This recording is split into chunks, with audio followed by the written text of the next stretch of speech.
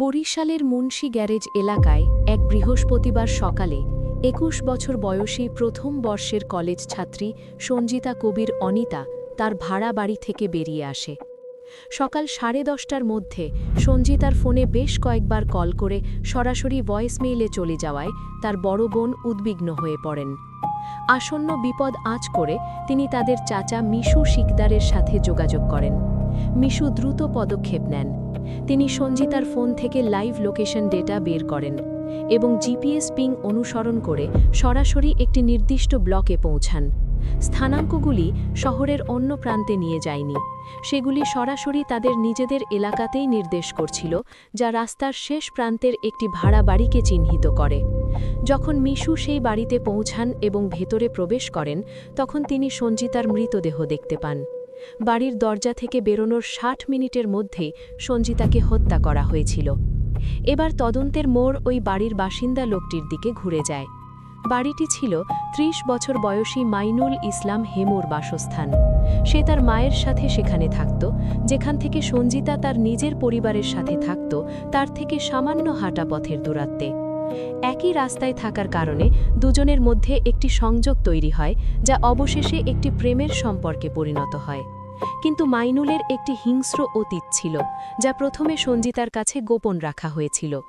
সে তখন পাশের জালিকাঠি জেলায় একটি চলমান হত্যা মামলার আসামি ছিল। সেই বিচারাধীন মামলায় মাইনুল তার প্রাক্তন প্রেমিকাকে হত্যার অভিযোগে অভিযুক্ত। এই বিচারাধীন অভিযোগের কথা জানার পর সঞ্জিতার মামা তাকে বারবার সম্পর্কটি শেষ করে মাইনুল থেকে দূরে থাকার জন্য সতর্ক করেছিলেন। এই সব সতর্কতা সত্ত্বেও তাদের বাড়ির নৈকট্য একটি বিপজ্জনক পরিবেশ তৈরি করেছিল। একজন অভিযুক্ত খুনির কয়েক ব্লকের মধ্যে বসবাস করার কারণে তার নাগাল থেকে পালানোর জন্য সঞ্জিতার কাছে শারীরিক দূরত্ব খুবই কম ছিল। তার শেষ শোক পালনের সময়কালটি সুনির্দিষ্ট।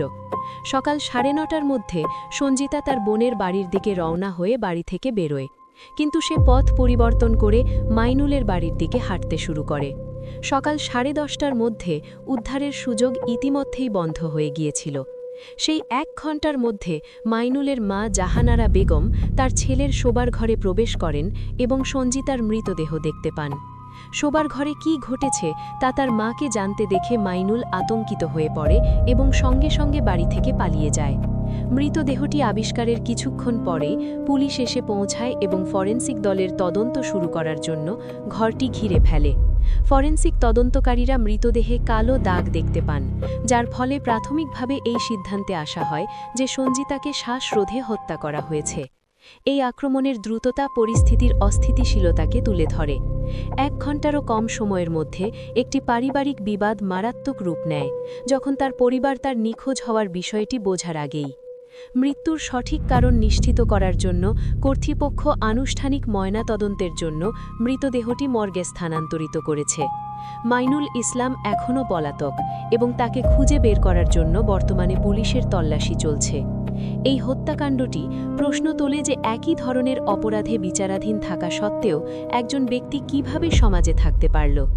সহিংস অপরাধের আইনি প্রক্রিয়া বিলম্বিত হলে অভিযুক্তরা প্রায়শই মুক্ত থাকে, যা রিপিট অপরাধ সংঘটিত হওয়ার সুযোগ তৈরি করে।